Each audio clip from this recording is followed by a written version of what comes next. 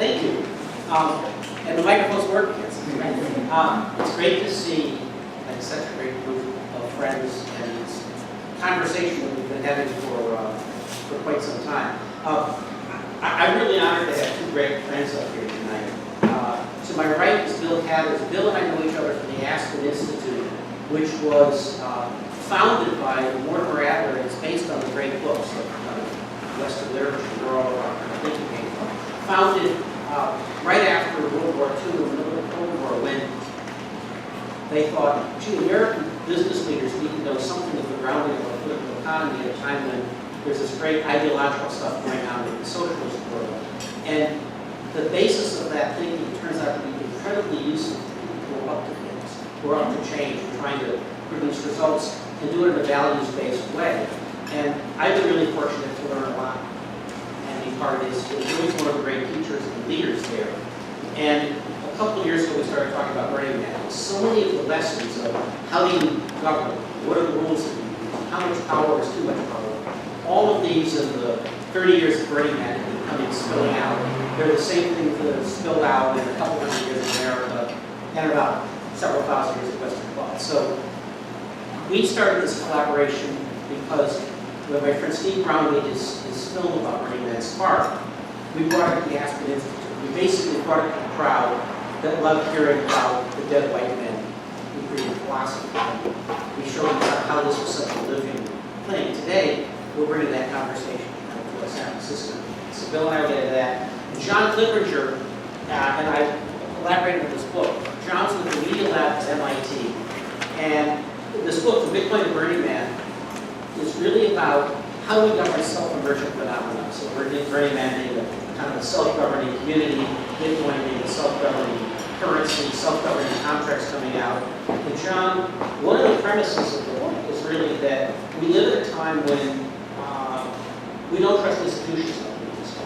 And the question is, now, especially for all of us in this room, that are building new forms of code, new forms of idea, we're trying to put the right kind of values into these governing systems. In many ways, that's the underlying idea of the book. Right. And one thing we have covered very Yeah, well. so I think that one of the guiding ideas of the book is based upon, you set up a nonprofit institute about 4 years ago, Sandy Pentland, who runs a human dynamics group at MIT, and it was called IDQ, and what that was, is the Institute for Data-Driven Design, how to design new kinds of institutions, and recognizing if we move into a digital age, that we're going to have to design and code and build new kinds of institutions that are digital in nature, and we're going to express ourselves in that.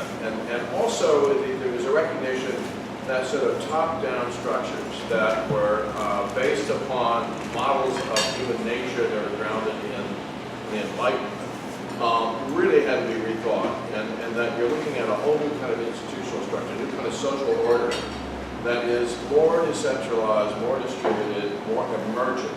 And how do you have these sort of self-organizing networks that actually can function, generate value, have participation, but not have any top-down control? And actually, that's the way nature works.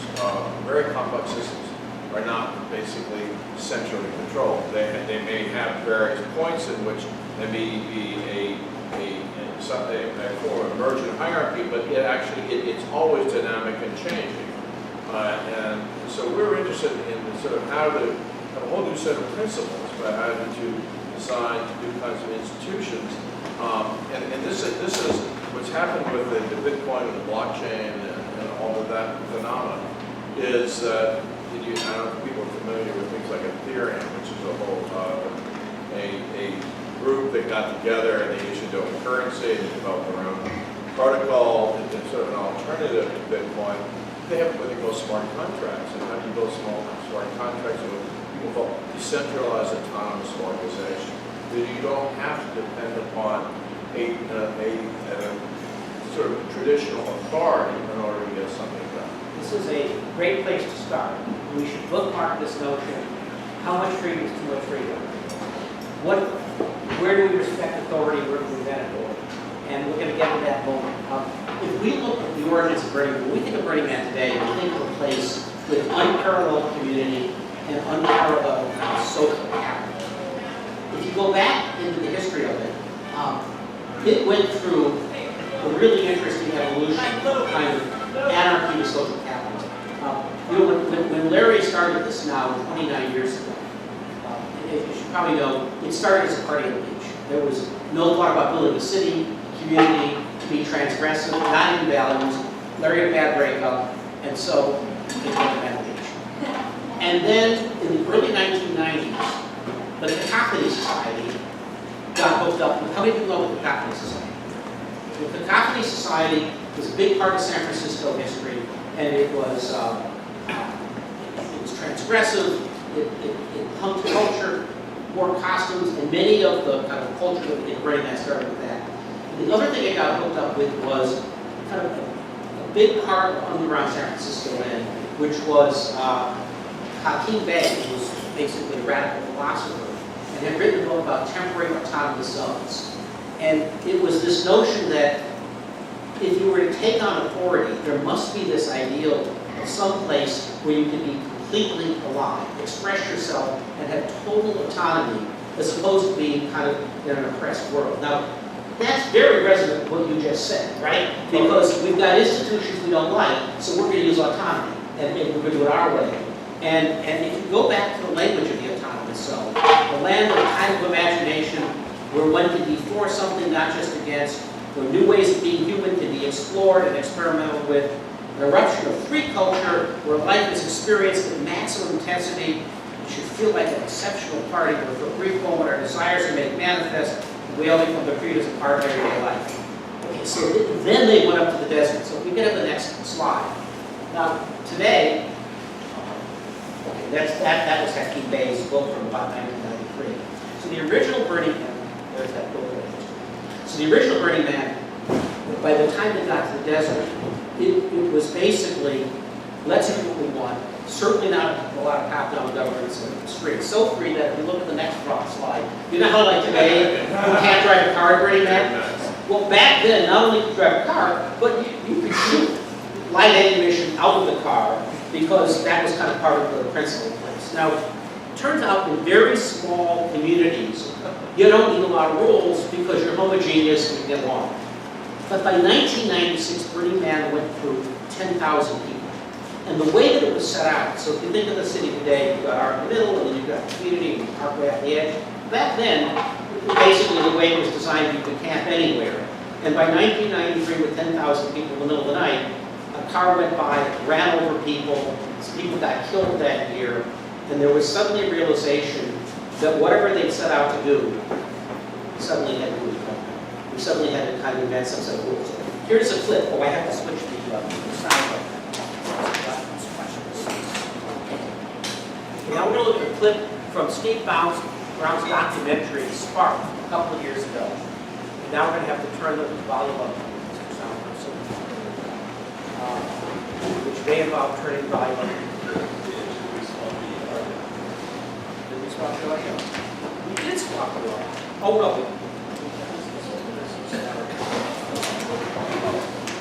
This is the audio coming from the computer.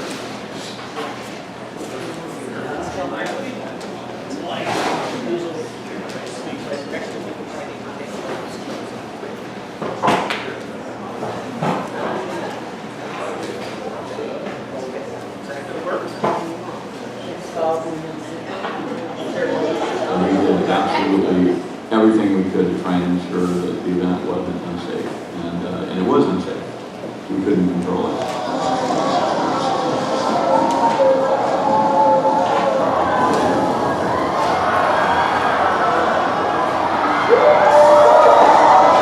I can see where we're going. If we're doing this event, we're going to have a bureaucratic infrastructure and, spin stuff.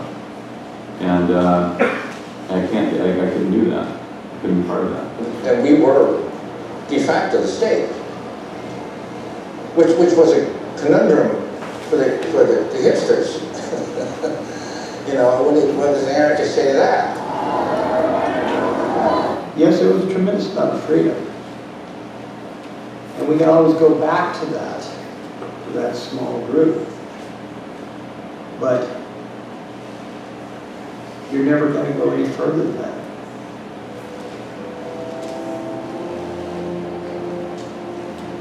for us to survive and get along on this planet, we need to engage everyone.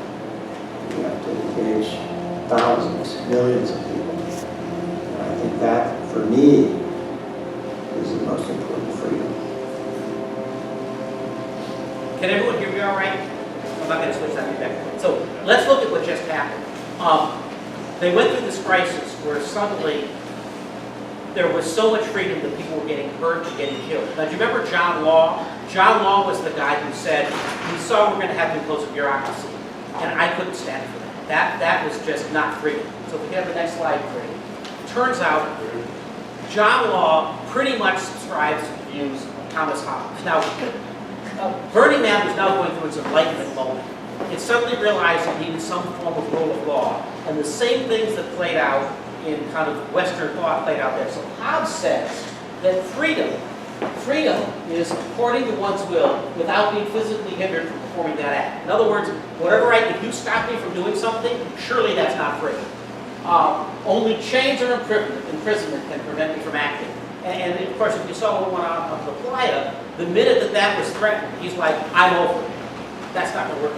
If you look at the next slide, then you have like Larry Harvey. So Larry's like, okay, that's not going to work too well. People are going to get hurt. We need some morality with freedom. So John Locke, in his second treaty in government, talks about the fact that liberty is not the state of license.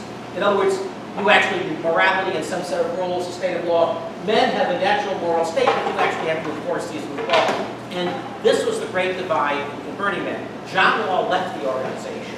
And as Michael said at the end of that clip, perhaps the greatest freedom is actually what happens when you put in some rules. And if you look at what happened with Burning Man, when the city got put in place, art flourished, creativity flourished, and you see that this absolutist position of total freedom kind of fails in the face of building a state. Now that's an interesting thing, because as we come back to later, now that we're concerned with building so many new things and structures in society, we're going to come back to that. Larry said, for those of us who marched into BlackRock in 1990, there was an irony awaiting us. You see, because there was no context in the desert, apart from the context we created, we actually became the establishment as organizers of the event. Step by step, circumstances drove us to invent a government. Without intending to, we stumbled into the principle of civic responsibility, and maybe this is the essential genius of Burning Man. Out of nothing, we created everything. Okay, so it turns out that one reason it's cool is they thought about this. But there are other ways of instantiating values in society. So for all of us in the tech business, values and code are really important. The systems we build reflect our society. And the same is true in cities. So if we look at the next slide, we actually have Rod Garrett, who was the urban designer of Burning Man thing. Because after that crisis in 1996, he redesigned the city with principles that are amazing. So if we look at the next slide, this was actually the Burning Man of the year where I think fell to shit. So you'll notice that people are camped everywhere in the damn desert. And that's the reason people could get run over and hurt, because there really wasn't any great society or design. If we move to the next slide, here's the current design. So in the current design, of course, we now know we have art in the center. Early on, someone said to Larry, maybe we should put the Rangers in the center. And Larry said, no, it's an art state, not a police. And then, of course, you have the Esplanade that's open to art. And in the urban design of Burning Man, originally all the paths were around the Esplanade. But today, some of the most interesting paths are way out, like G or I. And in urban design, the idea is you distribute stuff out in there. Do you notice how, there's about 120 degrees of the circle that's open? This was another really interesting thing that Rod came up with. He said, if we open it up to the infinite, you have some transcendent relationship there. And so this was and we could go on and on about this, but the principles that went into that are a big thing that instantiate the reason that we love it today. And of course, the other thing is we all get to create it. And if we look at the next slide, the urbanist Jane Jacobs, who in the 1960s was railing against kind of urban renewal, and when the government came in and just built super blocks, it's not to fuck you with people. And she said, cities can only get great if we co-create them and work together. Of course, Burning Man is kind of like the reference standard. It's kind of like the concept art. It's not street legal, but the rigorous principles home. And Jane Jacobs said something else about cities that we often forget, but it's true. And she said on the next slide, by its nature, the metropolis provides what otherwise could only be given by traveling, namely the strange. And there is something about this cacophonous connection among people that we love and that we want to bring back to cities. And another example of this work, that's the mall in Boulder, Colorado. You notice how the mall is aligned with the mountains? It's like the mountains in the sky out there. So it turns out this principle, the designer of the Boulder Mall said to me that this form creates a terminus, a place where the city fades into the mountains and the sky. So these principles of kind of, we're going to put enough rules, but maybe not too many rules. We're going to design this thing for participation. We're going to design this for engagement. Suddenly community emerges. And damn, this is the most American of things. If we look at the next slide, this idea of a rich community where we create stuff together, it's so American that in fact, in 1835, 180 years ago, when Tocqueville came to the United States to write on democracy in America, he found exactly the same things. He would have been at home at Burning Man because Tocqueville talked about the fact that Americans have this great need to associate. They form associations for any reason at all, you know, for political reasons, economic reasons. He was actually shocked. Here, let me read this to you. That in the 1880s, he came to town and he discovered that, well, I can't find here, but he basically discovered that Americans were forming associations for temperance. He said, surely, if there's one thing you don't need a group for, it's to drink water. But it's like, no, Americans would have bound together and created a movement or an association for this. So what you find is, it's crazy. Yes, please. To go with what you're saying. In England, if we got a bunch of drunks running around, we'd complain to the crown, or we'd complain to the church. He said, and I'm thinking, if you don't like drinking, stay home and drink water. But then I realized they take it into their own hands. They form an association. They do not appeal to a centralized authority to answer this question.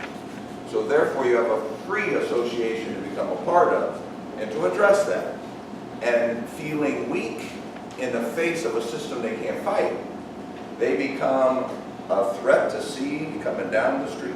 Because when a bunch of mothers' children are killed by drunk driving from all parts of society, all races, all classes, they start Mothers Against Drunk Driving. And they put fear into every judge in the state of California who's going to let a drunk go. But Tocqueville says that's not the most important part. They form a social network that they can use in other causes. Once the drunk driving method, they become associated, they become a network, a fabric of community that has not been handed down from a central authority.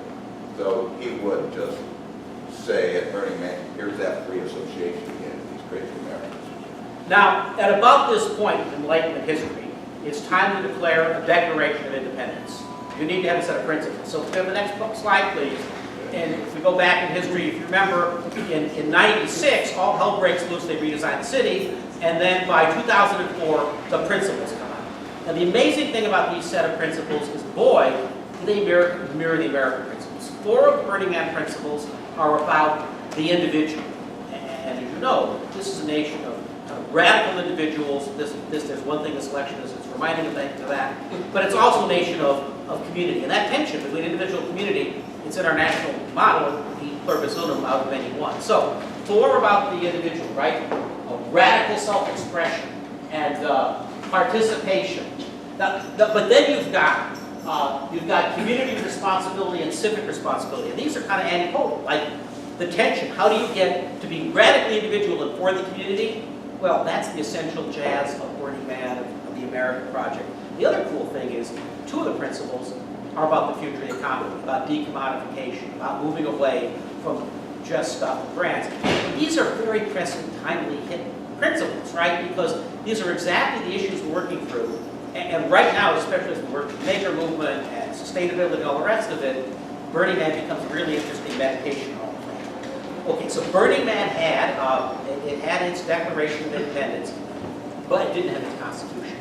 And at this point in history, actually, that's a really good idea. So if we go on, in the United States, at this point in history, we have Federalist Papers. We suddenly realized that the Articles of Confederation of a whole bunch of states would just go to war. And as Bill pointed out to me earlier, if you had to send a letter, you had to put 8 stamps on it to get to the various colonies. this is not going to work too well. So you needed some central authority. And so the Federalist Papers, they're arguing both. They're both, you know, so you've got Hamilton for more federal and Madison for a little less federal. What we know about Burning Man is it is about the most freedom and the least government, because that's kind of its ethos. Or to go on to the next slide, as Madison said in Federalist 45, the powers delegated by the post-Constitution federal government are few and defined. Those which are to remain are in the state's government. They're numerous and indefinite. So, but here's the problem. Bill, what happens if you have a set of principles, but you don't have a constitution, and then you have to make some decisions? Well, then things become arbitrary. And one of the things we were talking about is people were feeling they were living in a society that's arbitrary. Systems are doing things to them. Governments are doing things to them. Bureaucracies are doing things to them. Now I come to Burning Man, and I'm a part of a community. I think I'm a citizen.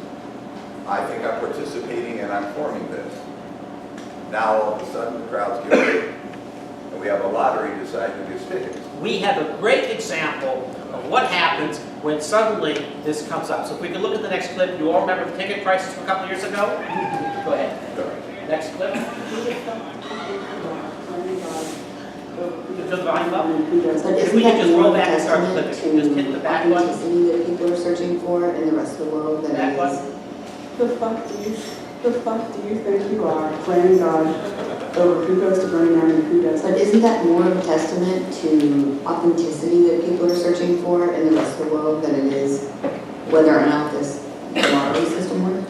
The fundamental value of this event is its social capital. It's absolutely unparalleled accretion of social capital, which is being destroyed by the minute by people's perceptions that the values that they contributed to, the community they contributed to around a certain set of values, are not being upheld by some nefarious force. What would you do? I mean, you can't just make the event bigger. Yeah, this is what it's like in our house every day of the week. So I say that I'm very uncomfortable with the term curator, because the thing that I love about Burning Man is that we haven't applied judgment to people's work. Everybody's effort is equally valuable. Totally apply judge. We're already curating out there. They can't themselves. That says you can't just join doesn't go. I just don't, yeah. No, you're right. That's why we wanted to change the word of the Right, and I don't. I love that clip. Yeah. Here you have on one side this belief that we are completely community oriented and open. And then you have this need to curate and create the community. This is a values clash. And there's like Larry in the middle and trying to decide what to do. Now, if we look at the next slide, of course, the great question of all governments, who the fuck do you think you are playing God with? Is the essential question of government. So, this, what we've just seen actually sets up some of the great dilemmas in history. So we've just already heard earlier about, you know, what do we do for equality or what do we do for liberty? So that's John Locke. Over here, we actually have Aristotle, who believes in constitutions and working it all out. And then we have Plato over on the right with efficiency, who believes in the philosopher king. And basically what's happened right here is, absent a set of rules, Burning Man went over to, we're going to make the decisions for you and curate. And if you look at Burning Man today, it actually is a central government that's not a democracy. The founders kind of run it their way and curate it. And then the rest of it's pretty open and you know, camps get to decide. But Bill, this setup, if we look at the next slide, these trade-offs are really the fundamental things that you've looked at and that we look at at Aspen in terms of the great value decisions throughout history. Yeah, they ran into, we hope these truths to be self-evident. Everybody's created equal here at Burning Man. Endowed with life and liberty. Then you get a conflict between liberty and equality. So, you were talking about autonomous groups. Right. But if every individual is autonomous, that's different from a group being autonomous. And so, my mentor, Dr. Mortimer Adler, would say, well, how much liberty? How much equality? And Aristotle would say, justice is the bond of men and state. So my mentor would say, as much liberty as justice allows, as much equality as justice demands. Now, where's the balance there? You can just see Larry. But now you see what Peter was saying, if you had a constitution, what John Locke was trying to say is we can distinguish between liberty and life, but to participate in democratic process, you have to have a constitution, that you have to say, that you have votes in the decision making. It's not arbitrary. All those things we go ex post facto, okay, now we made a decision, here's where we are. So I think that's what you're alluding to, Peter, is they had a Declaration of Independence, but those are ideals. Now, what is your decision-making process? So in any kind of venture, you can flip a coin, you can put a king of all, or you can have a democratic process, which takes lots of steps, lots of rules that we agree to. And so I just love that John Law didn't want any laws. I'm like, did he make that anymore? So then it's that arbitrariness, I think, that they began to get into, but they didn't want to shut it down. They had to make decisions. They got too many people, danger, now with the tickets. People shut out from the tickets, of course, feel this is an arbitrary exercise of authority. So all of those questions Locke dealt with is how do you have legitimate authority? And they're saying, who the fuck do you think you are playing God? I think that's a direct challenge that they don't think the authority has been properly questioned. So what we've seen so far is here's Burning Man kind of perfectly mirroring a lot of our governance experiences. One of the reasons it works so well is it engages us. There's another reason it works well. It is a remarkable ritual and a rite of passage. I mean, it's only 30 years old, but it embodies stuff that's thousands of years old. So if you look at the next slide, here we can look at Victor Turner. Victor Turner was an anthropologist who wrote about liminality. So liminality is the state. Think of a rite of passage where some boys go up into the bush and there's a ritual and they come back men. It turns out when you go through these rites of passage, which all primitive societies do, as well as Black Rock City, if you look at the next slide, here's one of the studies that the societies they've studied. It turns out when you go up and you have a rite of passage, there's a number of kind of common constituents. You lose your identity, you become collective in your thinking, you start having visions of the future, and what's amazing is the role that I think Burning Man plays for us, where we get to go do that ritually, and then come back with kind of visions of what we might do, is timeless and perfectly written. It's also one of the reasons that Burning Man is contemporary, because liminal experiences by their nature need to be short. Here's something that was written about liminal service. He describes this detached state of being associated with ritual as liminality. In this state, one is in limbo, an ambiguous state characterized by humility, seclusion, test, sensual ambiguity, and communitas. Applied to the event in general, what we say about communitas means it's a temporary state in which people are together, removed from ordinary life, so that they have something very specific in common. The experience is unstructured, relative to the outside world, egalitarian, it's experienced in a way that's transient, where subcultures come together. But this was not written about Burning Man. This is written about that state. But what's amazing is that when you study anthropology, you see this. And it is an amazing thing about humans, that without a lot of instruction, we kind of know how to design these things. And if you look at how was Burning Man designed, I mean, Larry's a pretty good philosopher. One of the guys has done carnival kind of work, but it actually took on amazing principles to communicate this stuff. And there are other ways that Burning Man communicates these principles. So the next, and of course that, here's our version of that, and this is, next slide, this is kind of deeper stuff on Turner. He talks about the fact that a liminoid state, if a liminal state is one where the kids are going into a rite of passage because they have to, because it's their religion or the family says so. Liminal is one where you choose to apply. It's like carnivals or secular festivals. Follows right down the line. Next slide. Okay, that's the Temple of Flux, or the Flux Foundation.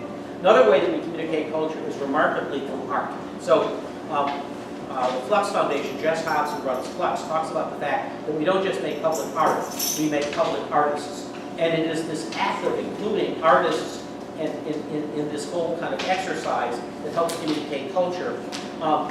as I was working on the book, I spent time with John Seeley Brown, who used to run Xerox PARC, and now he runs the Center for the Edge, and he's kind of big into innovation thinking.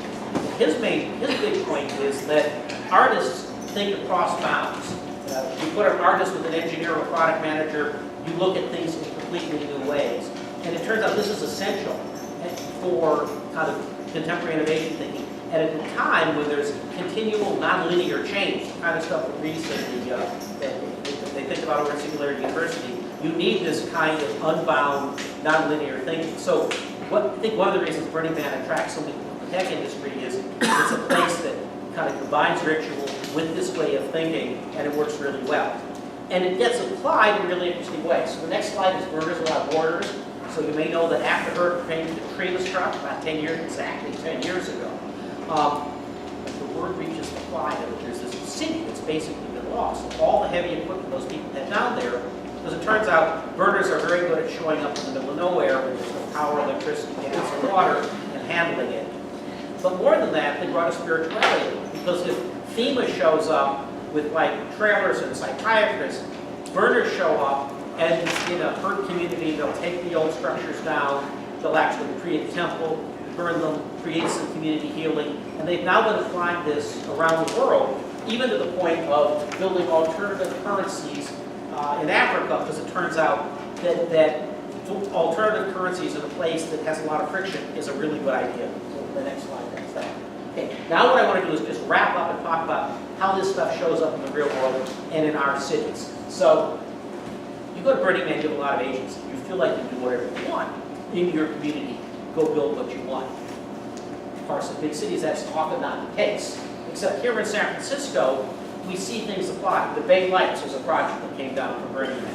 The Free Space was a project that kind of got born out of Burning Man. And Market Street prototyping, if you followed what we've been doing at Market Street is being rebuilt.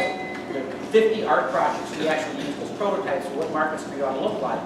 And basically, the city planning department reduced the permitting requirements, opened it up to 50 artists, and said, we're going to learn more from artists and people expressing themselves than we will from an architect.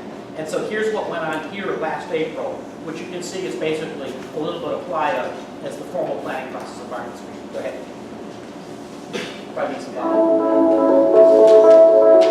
for a way, a process to actually bring that out into a public realm, and we thought our most important civic space, Market Street, would be a great place to start. How do you actually give that sense of individual agency to the community and to the residents of San Francisco? It's not traditional public art, it's not commissioned jewelry, incubated deeply, it's not thought of in a permanent or even semi-permanent way. Prototyping is something different. It's processing public space, it's experimentation. And the prototypes that we selected, I consider all of them to be artistic. You know, and what I'm after there is an expanded definition of what art is.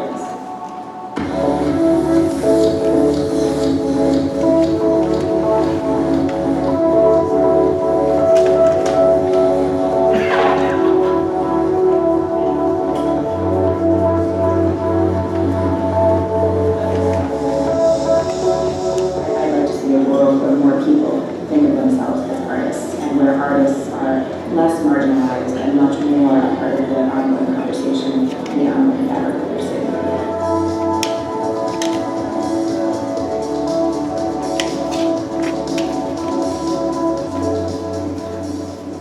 So, I mean, this is kind of remarkable. This is kind of how Market Street's being planned. Some of these projects will be back out next week, and what the city planning people have realized is it's better to treat this street as a bunch of Legos, like ongoing prototypes where they can change, you can learn, as opposed to building stuff for 75 years. The Knight Foundation paid for this, 10 other cities came to town, and it's now a spreading way of looking at cities. Pretty much can be traced back to a bunch of people who came down Burning Man and had a sense for what to do.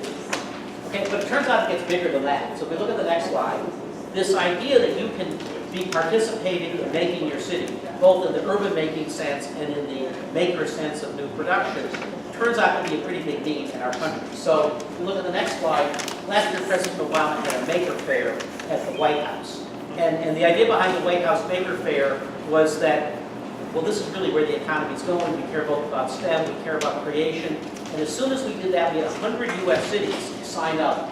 Basically, next slide, sign a pledge that said, we need to have more of this form of new production, of experimentation, of making, of design going on in our cities, to the point now that there are about 120 US cities that have come together and are part of this. We actually had a meeting at the White House this summer of 120, 100 and some odd cities that are working this. And as we were working on it one night, I realized that there was actually one city missing from all of this. It was Black Rock City. We'll get to that moment. I'm talking about a White House Business Fair. Next slide. Here was one of these art cars at Burning Man. Now the next slide. Here's the same art car. Okay, so at this point now, we brought people from Burning Man out to this White House project because you see Burning Man has such an amazing regional network and so many capable people. If you hook them up with cities that are trying to change, wouldn't that be interesting? So actually, I said to the guys at Burning Man, would you mind being one of the 100 White House cities? And they're like, you think the White House would have us? And then said the person from the White House, and I pitched Burning Man as one of the cities, and they're like, do you think they have us? And then she like whipped out in her iPad the Burning Man regional network. So then I wrote this letter. Look at the next slide.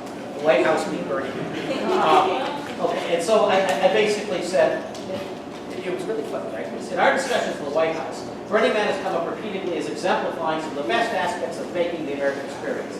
Like the United States itself, Burning Man is a federation of diverse citizens or camps or tribes who come together to celebrate both shared value and diversity, both personal expression and community. Both the United States and Burning Man are globally known as relentlessly innovative and at the forefront of our planet's future. Regional Burner Network is respected as one of the largest and geographically diverse communities of makers, artists, and socially committed groups in our nation. It is at once an experimental city and a community embedded in America's many communities. So, kind of many of the things we're talking about. Then on the final page, because we're trying to get Burning Man involved, I said the President would like to call on Burning Man support in making this part of our national making effort. I hope you and the White House speak soon as the nation might call on one of its most unique and creative communities in the greater mission of building a nation of makers. And so then this year at Burning Man, this team from the Office of Science and Technology, the President's Office, came up to Burning Man, and now this collaboration, which I think is kind of the fulfillment of a lot of this arc from Burning Man starting as not a community, going through its enlightenment, becoming a community, and having amazing things. So now, Bill, I'd like to turn it over to you. Well, I got to give you a round of applause. Thanks.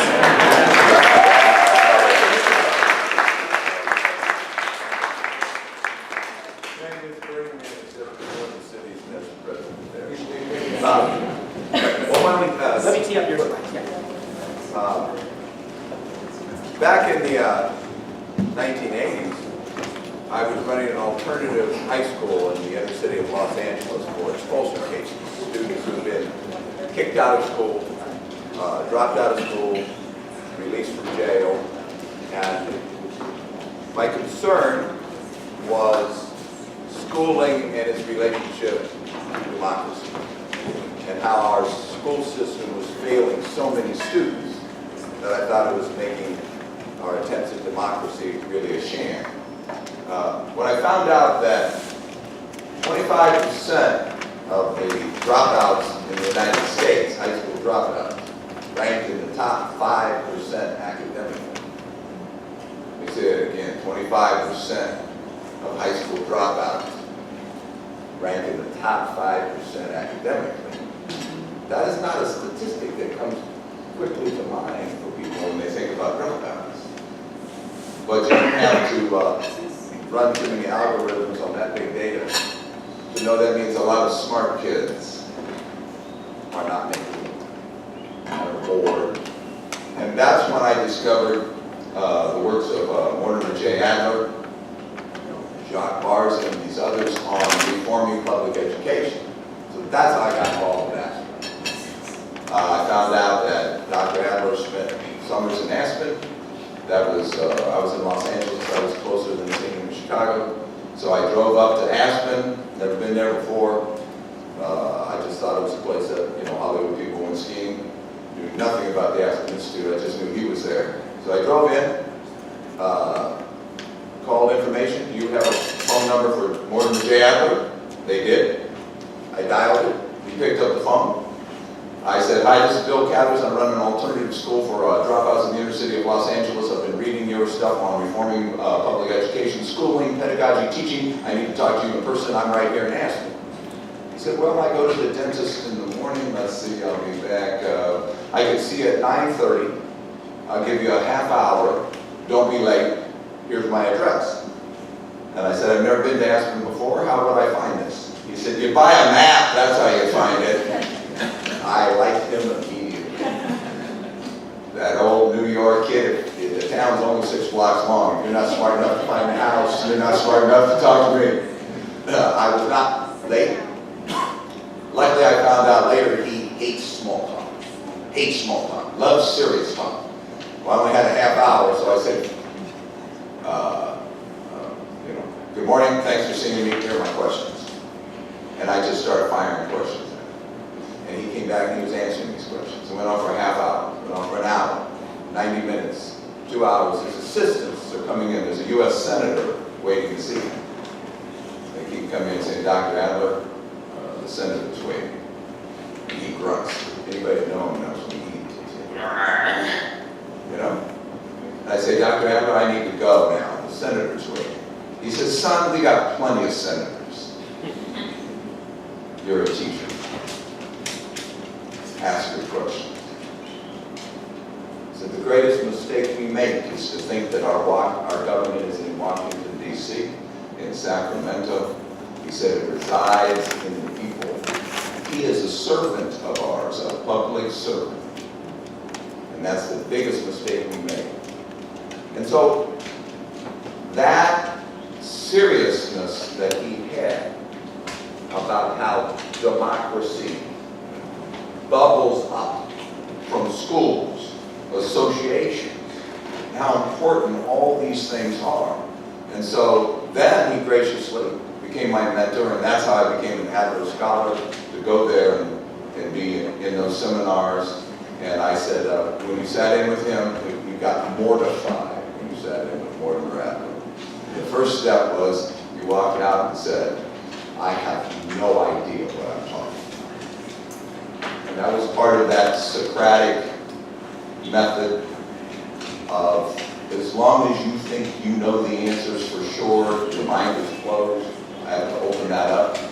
And the second part was, I wanted to keep doing it.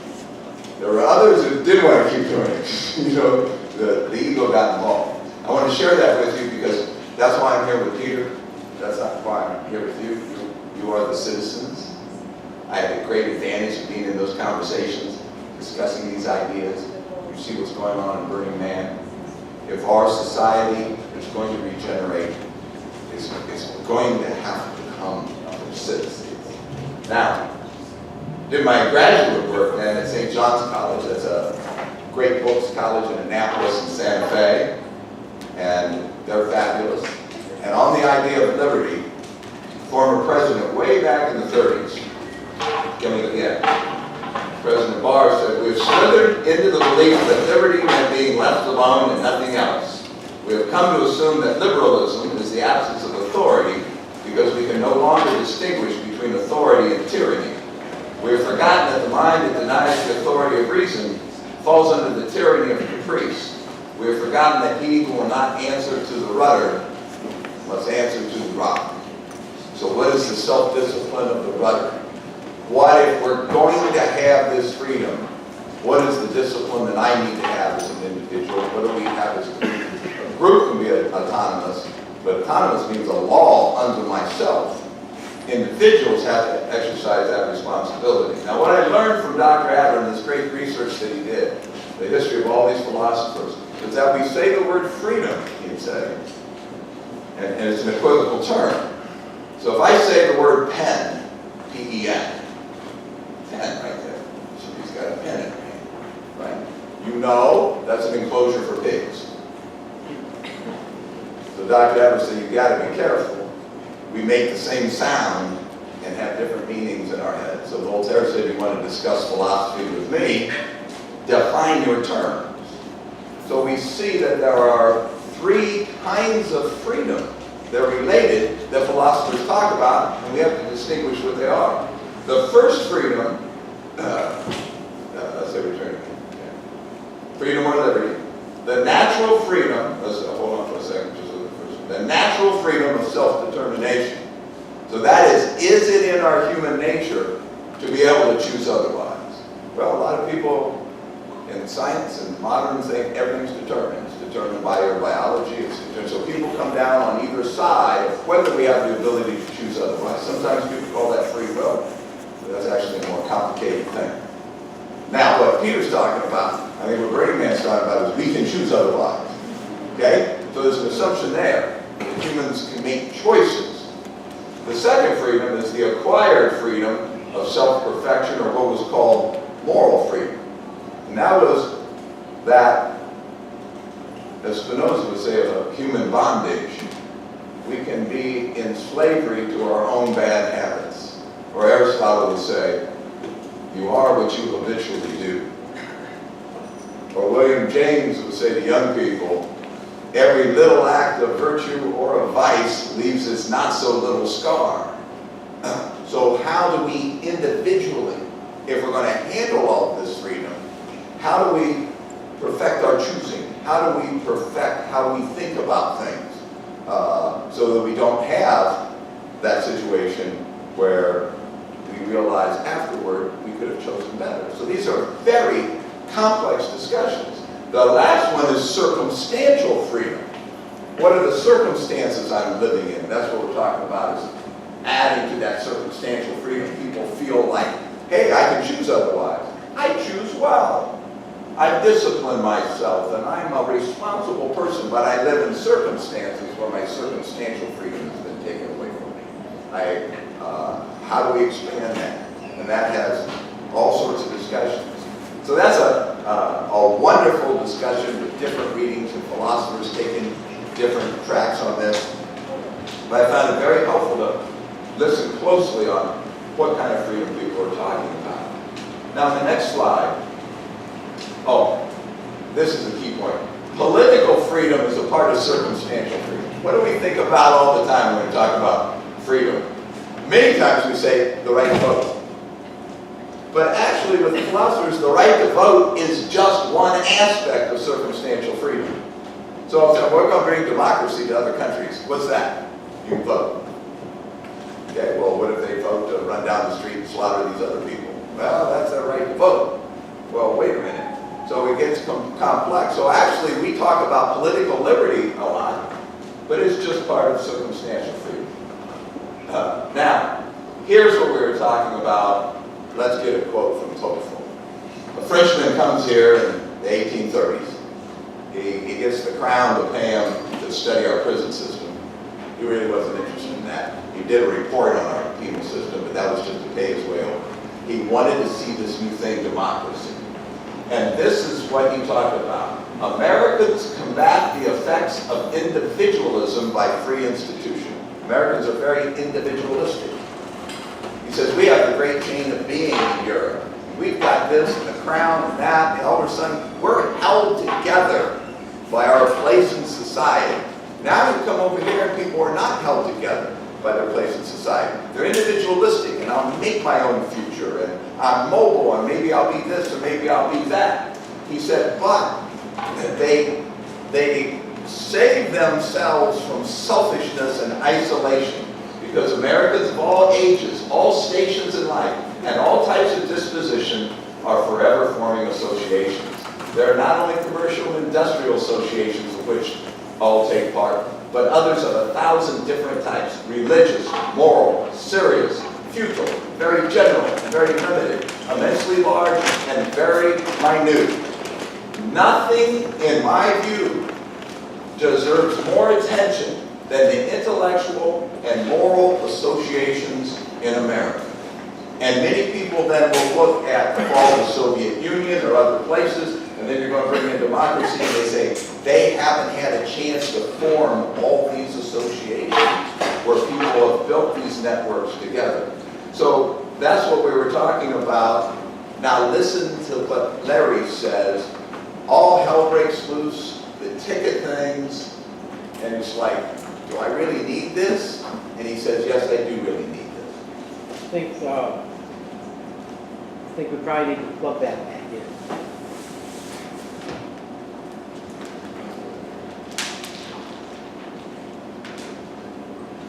So this is a clip of Larry last year.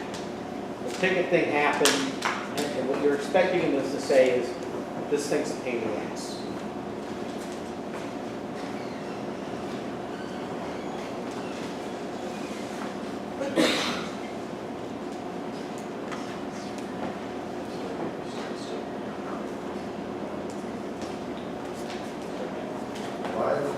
And put this thing.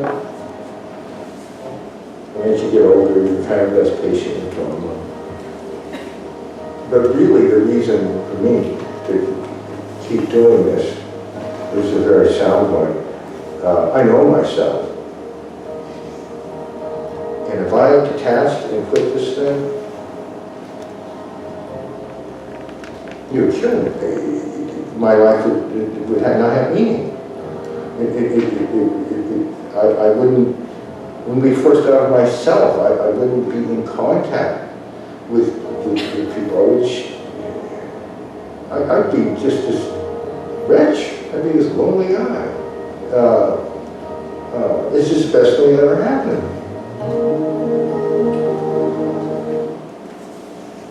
Tocqueville says, feelings and opinions are recruited.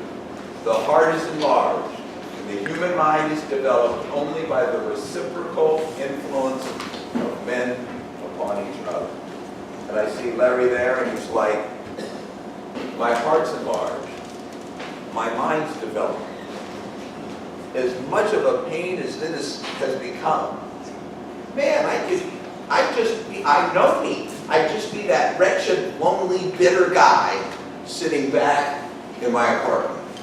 How many of us realize, that whether it's community meetings, conflicts at Burning Man, trying to get something done in the city, an organization at your school, this organization, you put this together, okay? And Tocqueville's saying, Americans save themselves from isolation, selfishness, alienation through these associations. Now, one of the problems that we've looked at is Bowling Alone by Robert Putnam. Putnam's a neo-Tocquevillian social scientist. And that means, of course, there are contemporary people who say that Frenchman who came here understood us. So they dig him up, and Putnam says our ability to associate has gone down. We don't associate like we used to. And what will Tocqueville say? Yeah, you're depending on the king more. See, back in the day, you wouldn't have asked some power above to solve this. You would have associated. But now we got busy. Everybody's working, less time. Let's give it to the king. Let's give it to the government. Let's put this over here. And now he writes Bowling Alone. More Americans are bowling today than ever before. But bowling in organized leagues has plummeted in the last decade or so. Between 1980 and 1993, the total number of bowlers in America increased by 10%, while league bowling decreased by 40%. You want to build community? Get bowling leagues. Okay? And get people from all different parts of life to bowl. You don't even have to be any good, or some other league.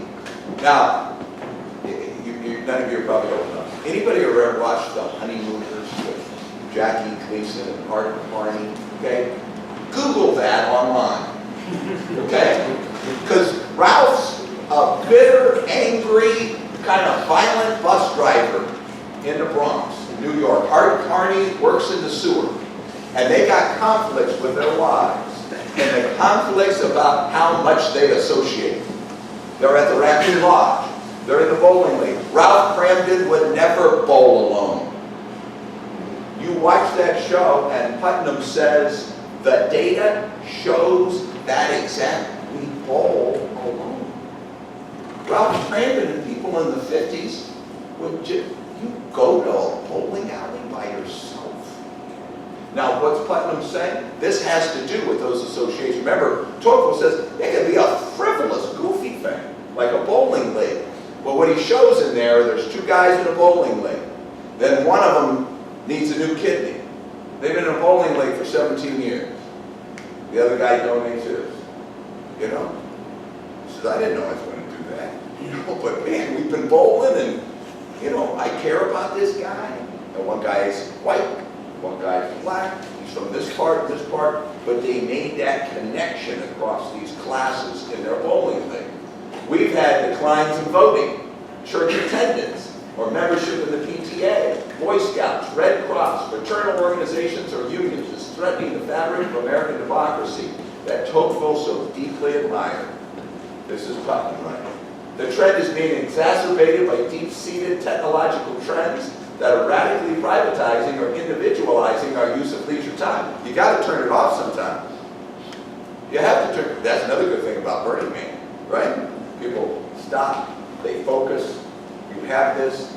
Great if you say meet me at the bowling league, but don't say I'm going to go bowl alone. Is what Putnam would say. And now this is. He says we're missing opportunities for social capital formation.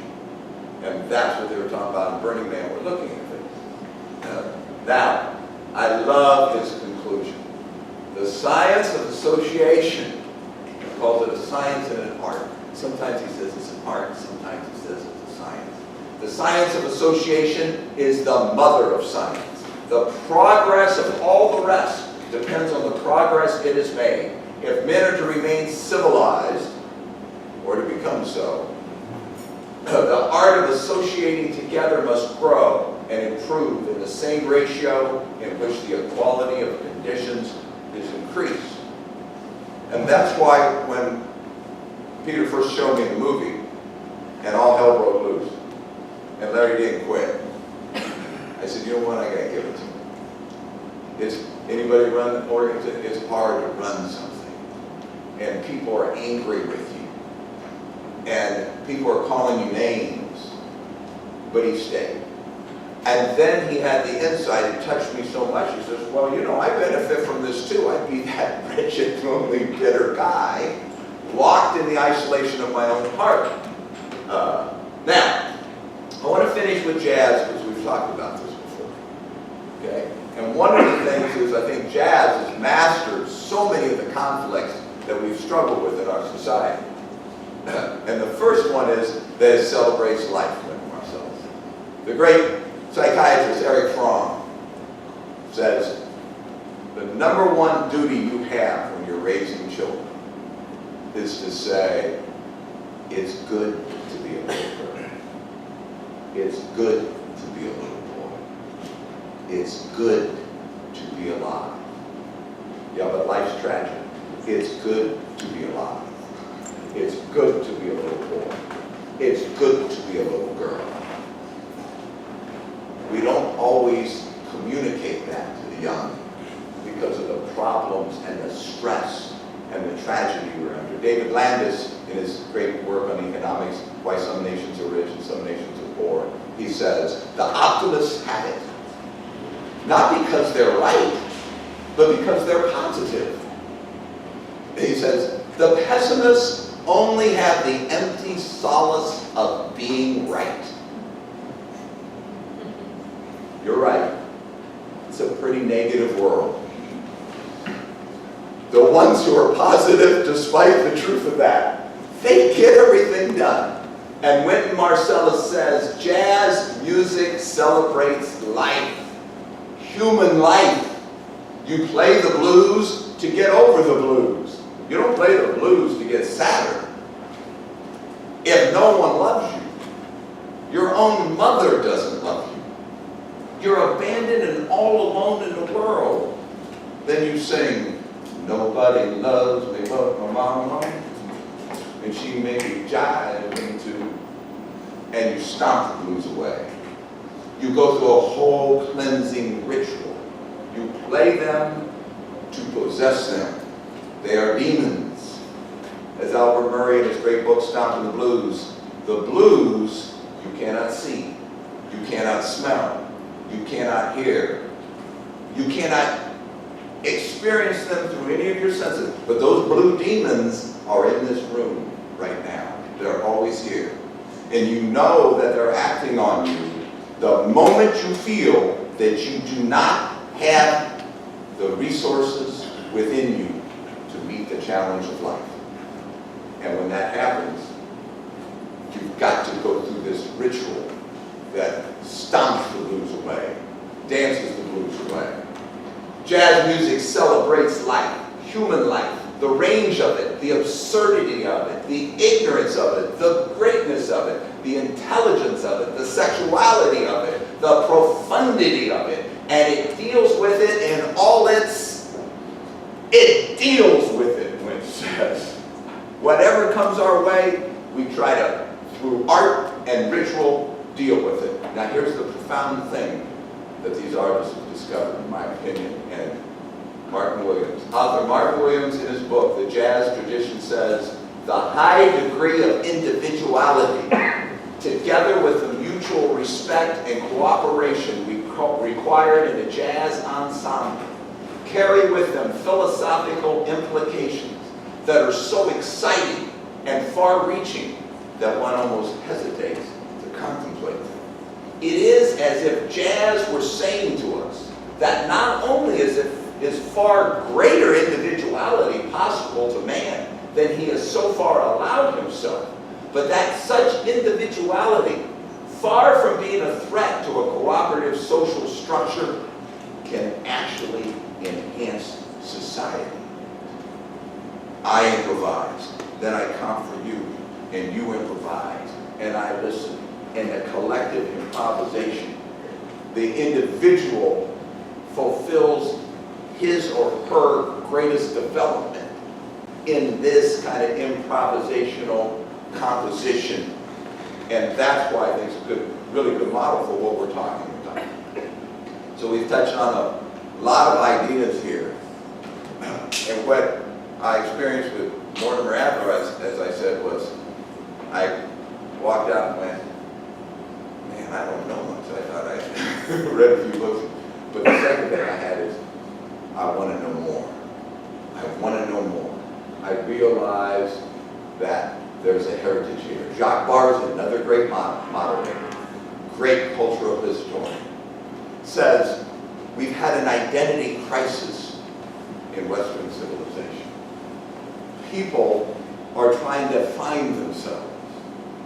And these lost souls have caused great pain with themselves, families, organizations, society at large. But Barré says to find the self is a misnomer. The self is made. It's made. We're makers. And to make it from scratch with an anti-hero, anti-history attitude is to try to start at the beginning all of the time. So, Renaissance, the great Renaissance in Europe, looked back to the past to synthesize the ideas and to innovate into the future. So we hope this has helped us think about that tonight. Yeah.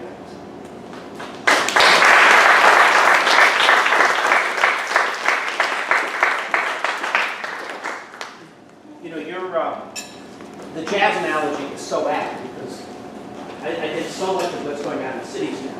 It's jazz. You know, the great that Maker City project I mentioned, we've got 100 cities each trying their own economic solutions to things. Pittsburgh is hooking up makerspace with education and changing things. San Francisco is changing laws on how people engage. And you see that, and of course, Burning Man is exactly that individual and group is that whole solo and group composition thing. And that's the thing we keep dust and everything practice and we get it right. So thanks very much. And now we should take questions or have a conversation or keep drinking. And thank you very much.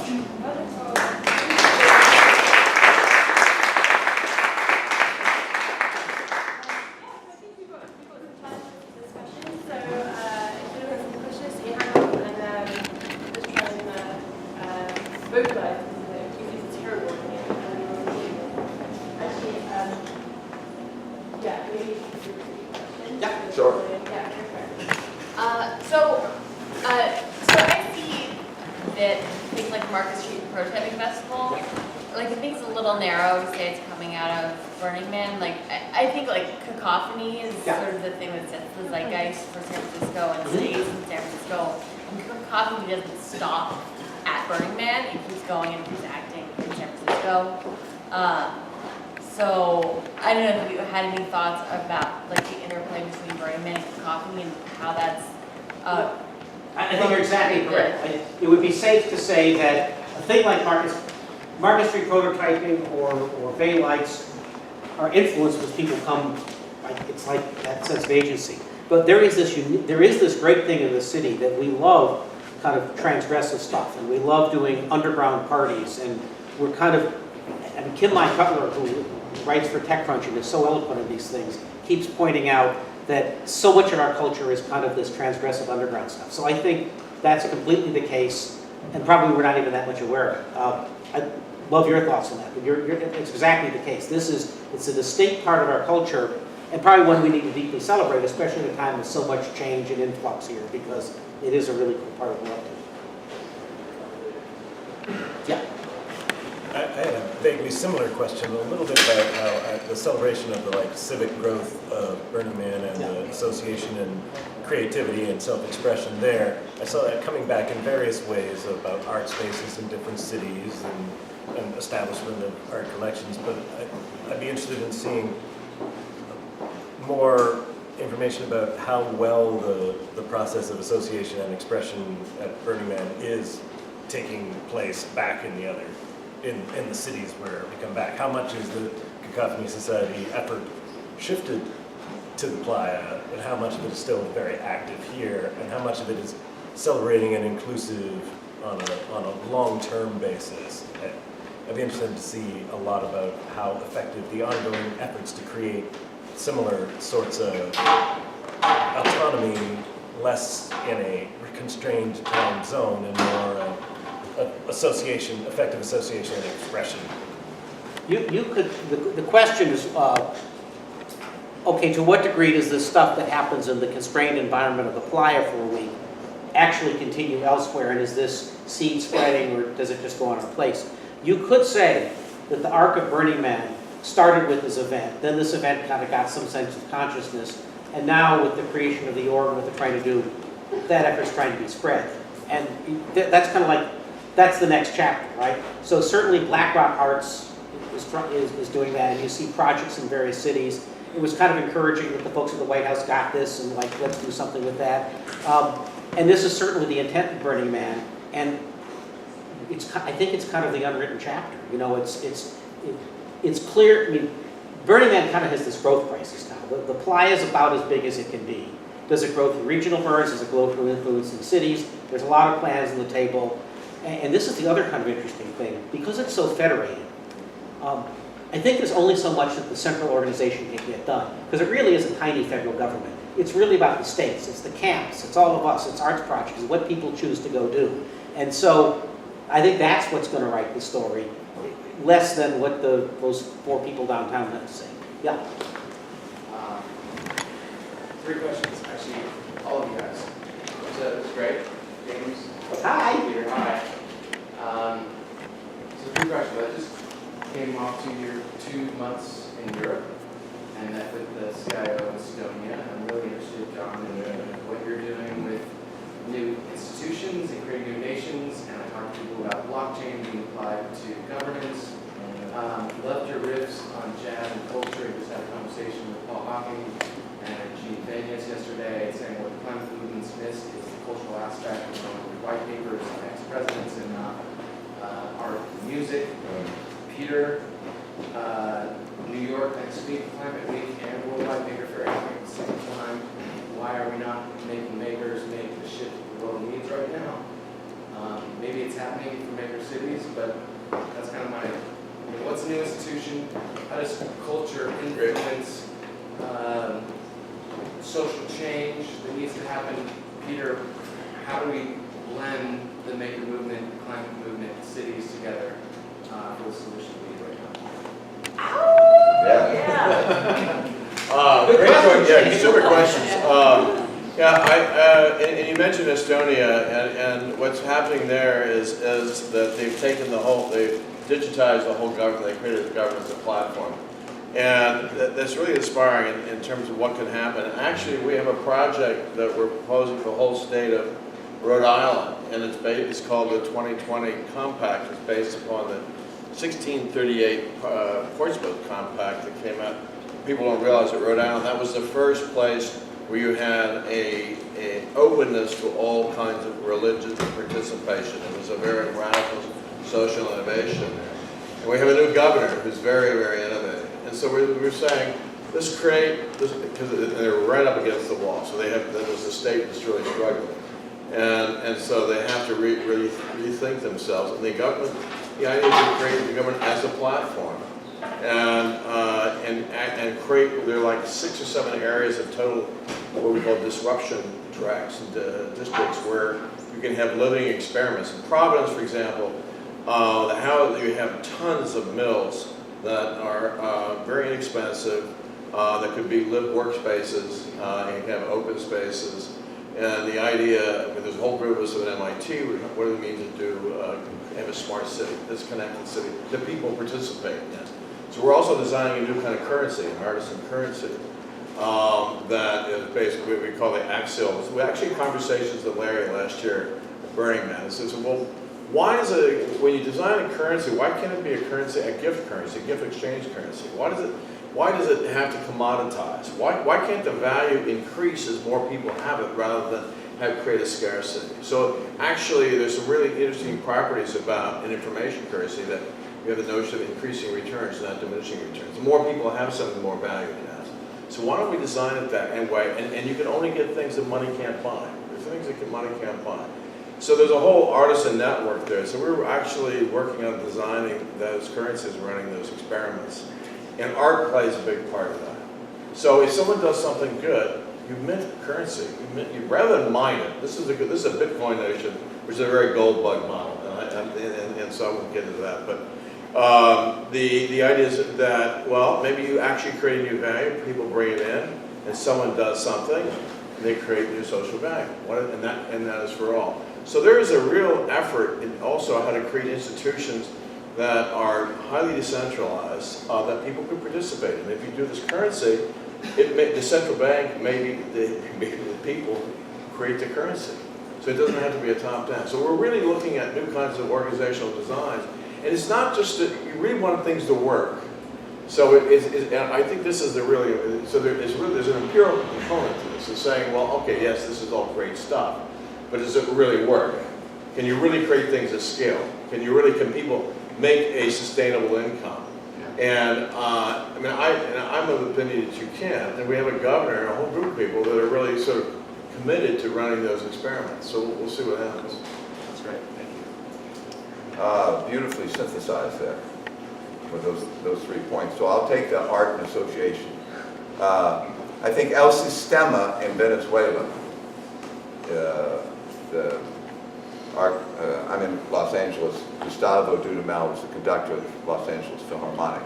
So Abreu, an economist in Venezuela, they started youth orchestras, hundreds of thousands of very poor youngsters play violins and cello, get their instruments, they form these orchestras, and it's for economic development.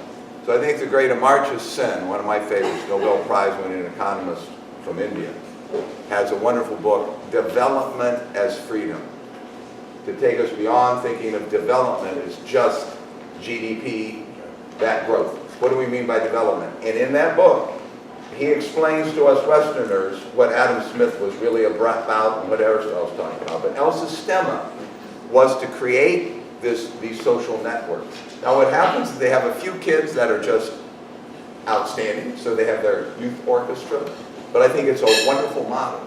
And so now you could, students could be learning to play jazz and do this, and you could be in this city or other cities, and you build have-nots, get instruments. They get outstanding teachers. And Abreu talks about everything they learn and what it does, but then he just allows people to go solve another problem. So then he says, teach them music, all the kids living on the garbage dump down there. Then he just takes, young people come in, you solve that. Then he goes over to the deaf, he says, okay, the deaf kids have to be in the music program. And the deaf kids solve it. And it'd just make you weep. And they have these gloves, and you know, and they're experiencing music and these different things, so that you can have the system, but then a bunch of people who are using art to make associations, to build development, and development as freedom. That was that third freedom, circumstantial freedom. So I think you would love looking at El Sistema, and wouldn't that be great? All those inner city high schools that I've worked with in LA since the 1980s, they don't have music programs anymore. They don't, many of them didn't have bands. I know great jazz musicians that came out of those public schools, and those programs aren't there. And they were given instruments, and they were given teaching. Great John Clayton with his band came out of one of those high schools. So I think now we might have to do that through associations, not through school systems and that type of thing. And so I love that the way you put it, how we do this, how we do, you know, the arts as association. Now, if we only develop, okay, we're going to take you 10,000 kids, and we're going to find one virtuoso here and throw the rest of you back on the garbage heap like we do with college athletes. You know what I'm saying? You're all going to be pros. No, they're not. They exploit them. A few go on. So what El Sistema does is that 99%, there are programs for those who are not going to be professional musicians, but then they find some of these poor kids like Gustavo Dudamel. They say, okay, this is his career. So they put a little program off to the side, but everybody gets a chance to have this instrument. Okay, I'll keep this brief. So, maker movement and strategic things like the environment. Best thing you can say about the maker movement is it's a movement. And just as kind of computing and open source software balloon engaged people, and an awful lot of people now think they can develop stuff, we're now doing that with the physical world. There'll be 80,000 people at Maker Fair, but on Wednesday or Thursday at MakerCon, it's all about kind of education and science and urban economies, and is there an alternative to global supply chain, which by its nature, if there's urban manufacturing, it's more sustainable. We see, you know, New York City, the Brooklyn Navy Yard is going to 5 million square feet, and the Fashion New York is producing stuff in New York. So I think there's an awful lot of real experiments that are going that this stuff celebrates, and it's early on in the movement, but it has all the contours of the kind of the last great changes that we had. Just like you asked, I think there's a new sector. You have the private sector and the public sector, the government sector, and I think there's like an open sector that's coming. And it's neither. And I think that it's in that sector, it's like open source software. But there is a whole ability to create standards and protocols and experiments that are not captive to the private sector or to the government sector. And you start to experiment in governance. And I'm very interested in governance as a technology. Can you really put it on Moore's law? Can you really figure, who guards the guards? What are these problems that perplex us? I mean, there's a lot of technology coming along that actually says, oh, maybe we can solve some of these problems. And let's experiment with it. Let's not get ideological about it, but we're trying to achieve certain qualities of governance and participation, and how do we design things that work that way? Which is exactly what everybody kind of pondered in that. If you're interested in that stuff, you can Follow download the the book. Yeah, right. There's a bunch of people looking at that. Yeah. Okay. Yeah. Hey, one of the things that surprised me most about Burning Man, I think surprised a lot of people, was I anticipated the relationship between Burning Man, the org, and the government, between the state and federal government, to be very adversarial, because essentially you have 50,000 anarchists taking acid in the desert and trying to figure out how to build a new society, and people assume that would be a very adversarial thing with the government, and it actually turns out that they do not have an adversarial relationship at all. It's very friendly. And I found the same thing surprised me with Bitcoin, particularly. I've been following Bitcoin for a long time, and for the longest time, a lot of people have said, this is a great idea, you have this separate currency that doesn't need intervention, it's great, but sooner or later the US government is going to figure out where you are and then they're going to stand on you and you're done. And that did not happen, and it continues to not happen, and it's kind of almost too late now. The big financial firms, the big Wall Street banks last week decided they were going to look at it and decide what they were going to do with it, and once they make that decision, then surely it's too late for the government to come and stand on it. And I was wondering if that was surprising to any of you, and whether the big, scary federal government as this boogeyman that's going to come in and destroy things actually turned out to be nothing at all in either of these two scenarios, and whether we can take anything from that and learn anything. I mean, I'm very involved actually in that whole aspect of regulation of Bitcoin. I think that I wouldn't entirely agree with you. I mean, I think there's a whole spectrum of people involved in the Bitcoin and the blockchain, and I've written a lot. We designed, built stuff about, for example, can you have any kind of regulation, say know your customer on Bitcoin, and there's certain parties in the Bitcoin world, particularly the corporate development, would have absolutely no regulation at all. Everything's totally, they want to make it totally anonymous. So it's very adversarial to any kind of government oversight. And that won't work. And that model will not work with any kind of financial regulation that goes. So there is this conflict. And you will see that the governments are exploring different ways of creating, in the UK, something called GovCoin, their own blockchains. So there's a lot of experimentation that's taking place. My own view is the radical decentralization that you're seeing in Bitcoin and the blockchain is going to fundamentally change the banking industry, financial services industry inherently. It's going to have the same effect that the internet did to the newspapers. It's such a fundamental transformation and I think it's going to change, commoditize the banks, which I think is a great deal. I think it's a good thing. I think it's going to change the banking system. And part of regulation is going to be used to protect a lot of the legacy industry banks. So I think there's still that tension going on. And I think you're going to see, right now in the Bitcoin community, there's this conflict about the fork that's taking place, about the size of the mining of the blocks. And that's inherent. This ideological conflict is built into the protocol. So it surfaces a lot of really interesting governance issues. Because the interesting thing about Burning Man and the government is how many government agencies are involved. I think there's been a more contentious relationship with counties in Nevada and tax and stuff like that. The federal government with BLM, I think since it's been a leave no trace event, there's been the basis of kind of good land use.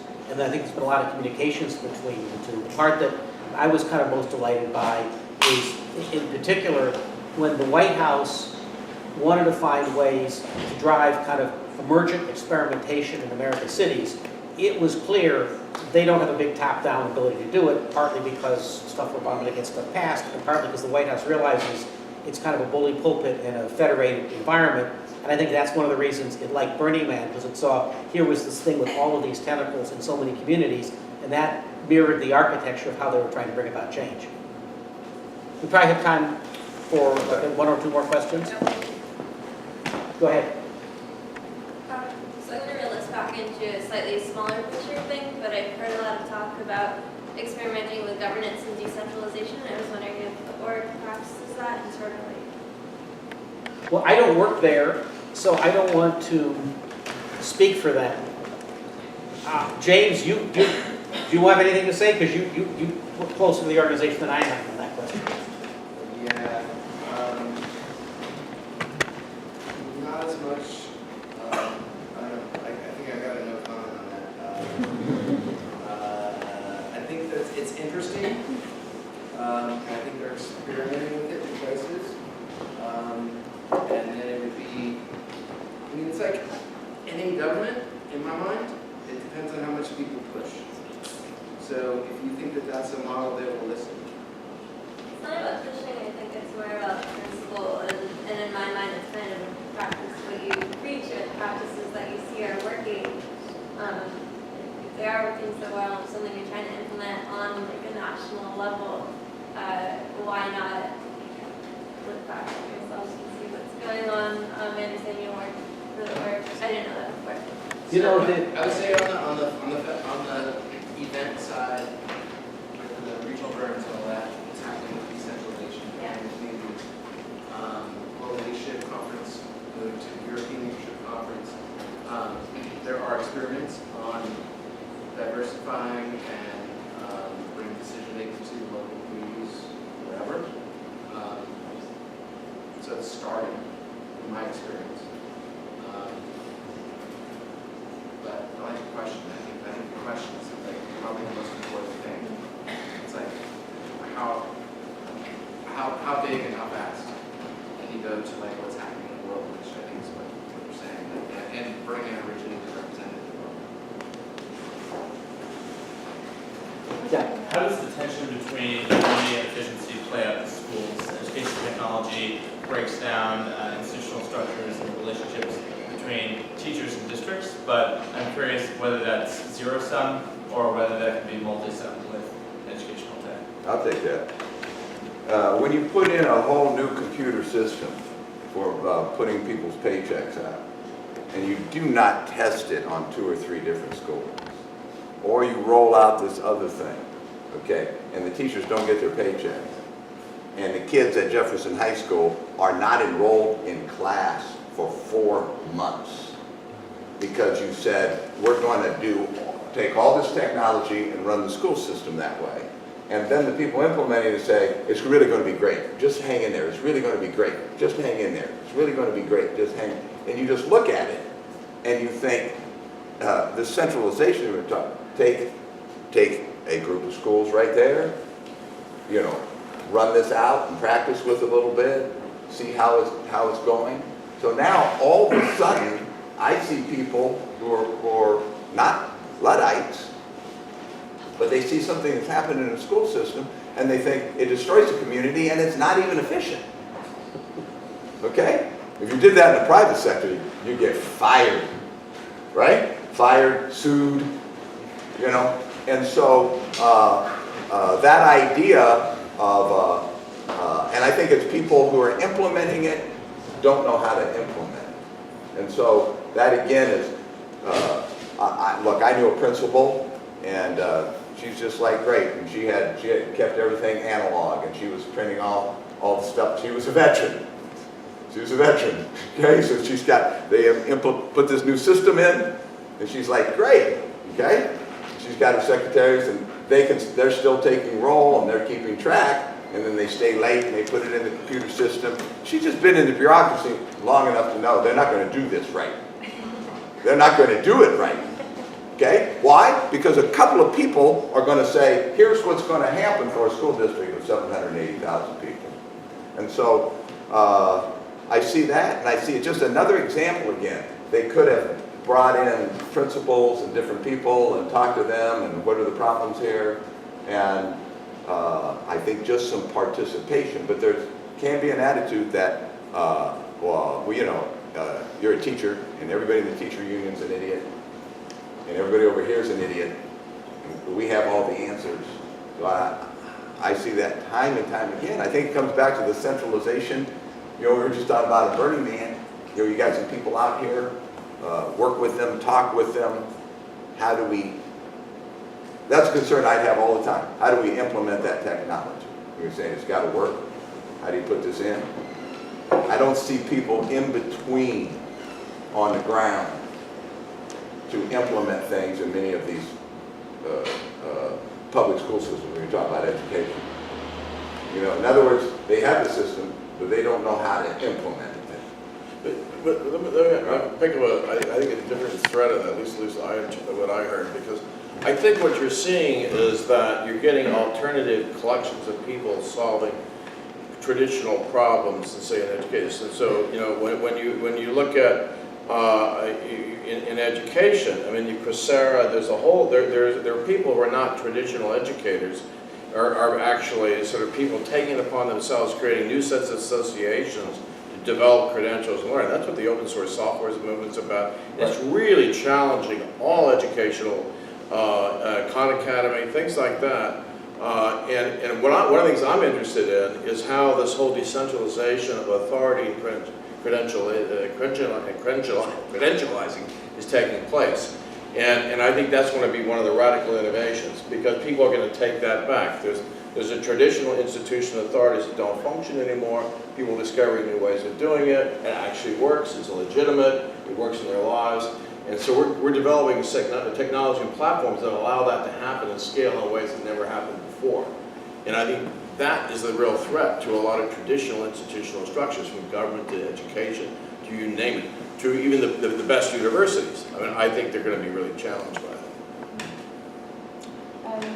Okay, I'm going to try to intervene with my own question, which is we're hosting the Future of Ephemeral here in the next couple of weeks. And my interest is social experimentation, and I guess my question is,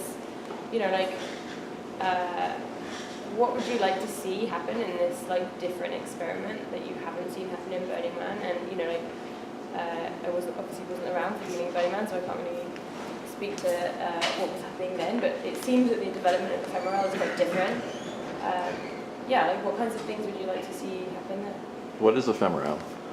Ephemeral is, I guess, a 6-year-old project started by the Seasetting Institute on the Sacramento Delta. It's a pop-up floating city also, but right now there is no overarching structure. There are no principles. Each of the islands that form are governed under their own governance structure according to their own rules. And the conversation is really about, the conversation that seems to be happening behind the scenes before the conversation here happens is, are there overarching themes that we would like to see rolled out across the islands or not? And of course that's tricky because there's a strong libertarian theme behind Ephemeral. So it's been interesting for me to step in. I've only been in San Francisco a couple of years, so I just kind of walked into Burning Man and I walked into Ephemeral, and it's very interesting to see the difference between the two. And I'd just sort of be interested to hear what in your ideal world, what would you like to see happen in this different social experiment? Well, I mean, the most amazing thing to me is it's a brand new experiment, right? It's like Burning Man in 1992 or something, right? Except with the knowledge that Burning Man already happens, you know about all that stuff. Yeah. And, you feel both pulls. You feel the pull of, here's Burning Man that has all this influence and it's great, you know what it is, but here's this completely new thing you can go to work on, and you probably don't have time to do a huge amount for both. So I missed Ephemeral when you all went up, and then everybody came back, and there was just this rampant curiosity of there's this system to go to work on, and it's new, and it's actually the scale that we can go affect. So what struck me was a whole bunch of people with burner energy just were attracted to the smaller new thing that they could maybe have a greater amount of feedback on than the bigger thing. So, I mean, that's what grabbed me. Yeah. But the question of, and therefore, how would you want the culture to be different in that? That's a good, I haven't thought about that yet. Yeah. But it's the right question. But I guess, the interesting thing is Burning Man. And the other interesting question is at what point do you put in a value system, and at what point do you just listen and watch how the system grows? I mean, that's the urge to control is probably a point to start on. Before we wrap up, I want to just do a couple of thanks. When this whole conversation started, when we were in Aspen, and it's let's go talk about all this stuff, Natalie Nickel was with us on the very first day with me and Bill, taking notes on what later became the book that we worked on, and then kind of all of this stuff. So thank you for being there. And then Anna Fedorova, who's over here, or was sitting there, and who's somewhere in the room, has been working with me on a lot of this Maker City stuff and the Jazz City stuff. So I just want to kind of, in general, thank the whole community here that I've had the great pleasure to work with, all of you guys over the last few years. Thanks.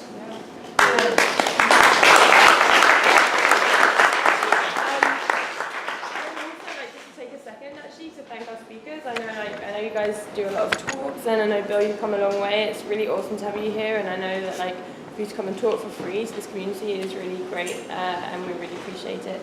I'd also like to take a second to say thank you to all the people that really help these things happen behind the scenes.